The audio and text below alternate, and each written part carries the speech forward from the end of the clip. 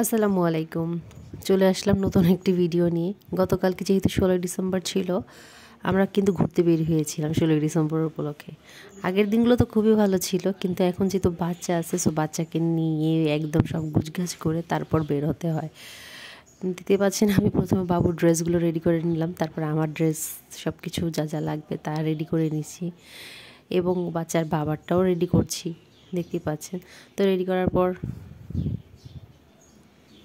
একদম রেডি হয়ে গিয়েছি আমরা।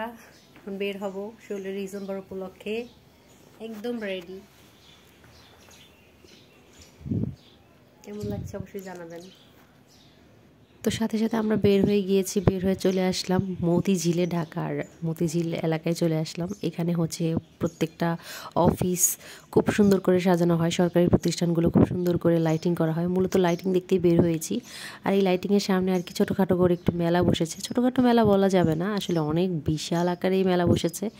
তো এটা হচ্ছে বাংলাদেশের ঢাকার একদম কর্মস্থল বা প্রাণপ্রিয় একটা জায়গা, প্রাণকেন্দ্র যেটাকে বলে মতিঝিল এলাকা। এখানে সবগুলো সরকারি প্রতিষ্ঠানগুলোকে খুব সুন্দর করে লাইটিং করা হয়।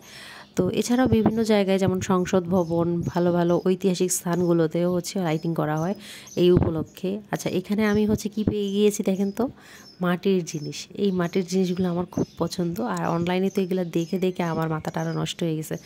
আমি ফ্রাই প্যান দেখছিলাম, বাটি দেখছিলাম, তারপরে গরুর মাংস রান্না করার জন্য কড়াই দেখছিলাম, প্লেট দেখছিলাম, যেহেতু আমি এখন একটু ভিডিও করি।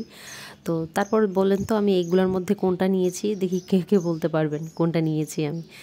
এরপর ওর বাবা আমাকে, ইসাফের বাবা আমাকে বলছিল যে আর দেখতে হবে না তোমার, চলো এবার।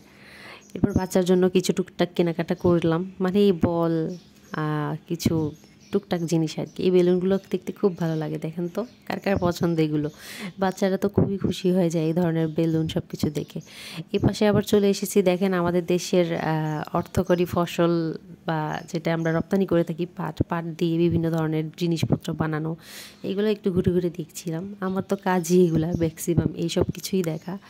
মার্কেটে বলেন আর মেলা বলেন, যেখানেই যাই আমি শুধু এইগুলোই দেখি। ইসাফের বাবা এই জন্য আমার সাথে একটু রাগ করে, তুমি খাওয়ার জিনিস দেখো না, অন্য কিছু দেখো না, সারাক্ষণ কালে এইগুলো দেখো কেন? আসলে আমরা মেয়েরা তো একটু এমনই বলেন, সংসার হওয়ার পরে তারপর সাংসারিক জিনিসপত্রই দেখতে পছন্দ করি। আপনারা কারা কারা আছেন আমার মতো একটু জানাবেন।